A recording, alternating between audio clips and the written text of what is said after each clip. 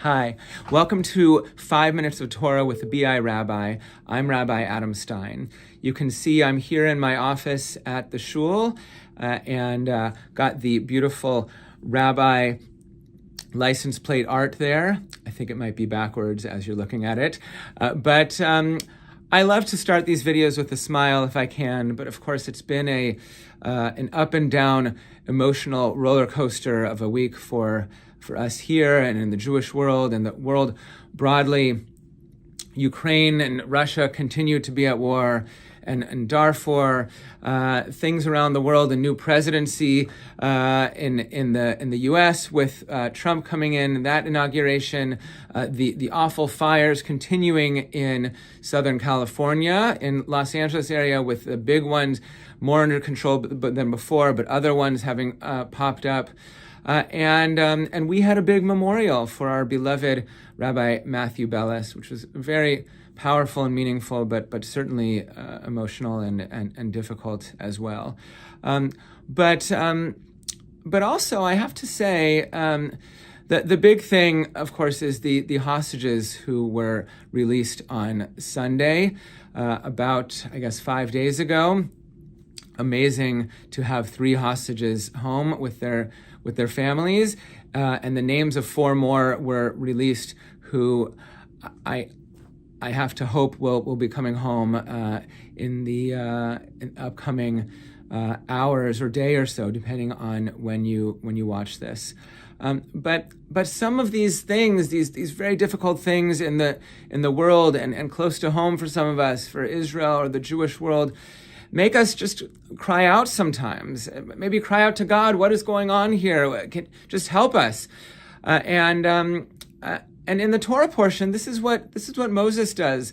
Moses says, God, what are you doing to me? You send me to Pharaoh and you say, tell him, let my people go.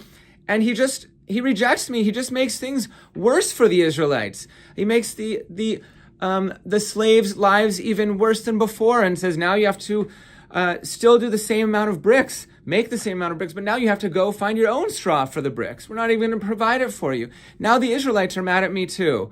And Moses says, God, this is just too much. You can't do this to me. And God says to Moses, God says, I am Yud He Vav He. That's the special 4-letter name of God. Tetragrammaton, it's called sometimes. Yud He Vav He, the special name of God we don't even pronounce. We don't even know how to pronounce it anymore. Only the high priest would say it in the Holy of Holies in the temple, and only on Yom Kippur, but that was 2,000 years ago. Instead of trying to pronounce his holy name, we say Adonai, or Hashem, or Lord, or God. But God tells Moses, I am Yud He Vav He.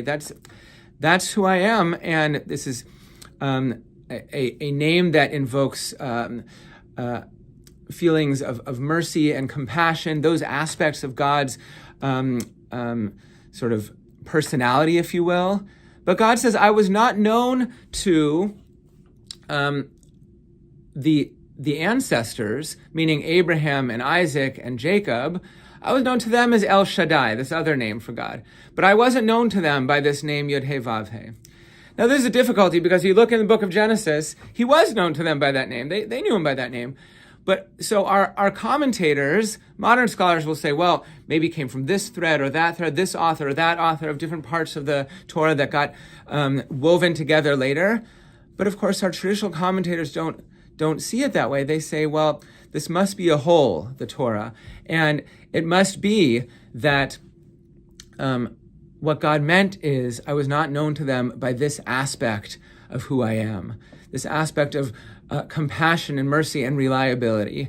And Moses, you need to understand that what I'm giving you is that aspect of myself, the reliability that you can know that I will come through for you and rescue these people.